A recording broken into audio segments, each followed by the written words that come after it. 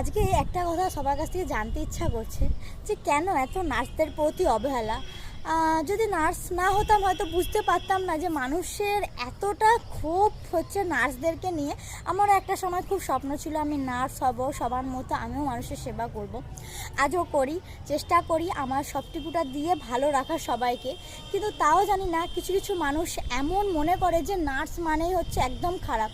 আরে বাবা, আমরা আমাদের বাড়ির সুন্দর অনুষ্ঠানগুলোকে ছেড়েও আমাদেরকে ডিউটিতে আসতে হয়। আমরা অসুস্থ থাকার পরেও আপনাদের বাড়ির সমস্ত অসুস্থ মানুষদেরকে আমাদেরকে সেবা দিতে হয়।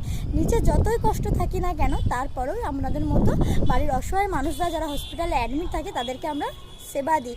নিজের খাওয়ার টাইম থাকে না, নিজের ইউরিন করার টাইম থাকে না, নিজের স্টুল পাস করার টাইম থাকে না, অথচ তোমাদের বাড়ির পেশেন্টদেরকে আমরা সবসময় খেয়াল রাখছি কখন ঠিকঠাক করে ইউরিন করলো, ঠিকঠাক করে খেলো কি না, ঠিকঠাক করে ঘুমালো কি না। অথচ নিজেরা ঠিকমতো টাইমে খায় না, নিজেরা ঠিকমতো ঘুমায় না, আর নিজেরা ঠিকঠাক মতো বাথরুমে পর্যন্ত যেতে পারি না। অথচ তারপরেও আমাদেরকে কথাগুলো শুনতে হয়। কখনো একটাবার তো ভেবে দেখো না তোমরা যে আমরা ঠিকমতো করে খাচ্ছি কি না। আমরাও তো একটা মানুষ, আমাদেরও তো খিদে লাগে, আমাদেরও তো ইউরিনে যেতে হয়, ইউরিন করতে যেতে হয়, আর আমাদেরও তো ঘুম পায়। তাহলে তারপরেও দিন শেষে আমাদের কথাগুলো কেন তোমরা ভাবো না? কেন হচ্ছে এত তোমাদের ক্ষোভ?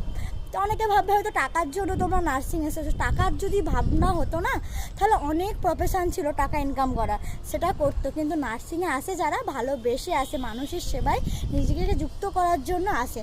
তো এই না যায় তাহলে তুমি করছো কেন? করছি অবশ্য ভালোবেসে করছি, তা বলে এই না যে মানুষের খারাপ কথা শোনার জন্য করছি। কারণ এটা ভেবে নার্সিংয়ে আসিনি। কারণ নার্সিংয়ে আসার পর আমি এত কিছু দেখে ফেলেছি যে আমার ধারণার বাইরে হয়ে গেছে, যে এত কিছু সহ্য করতে হয়।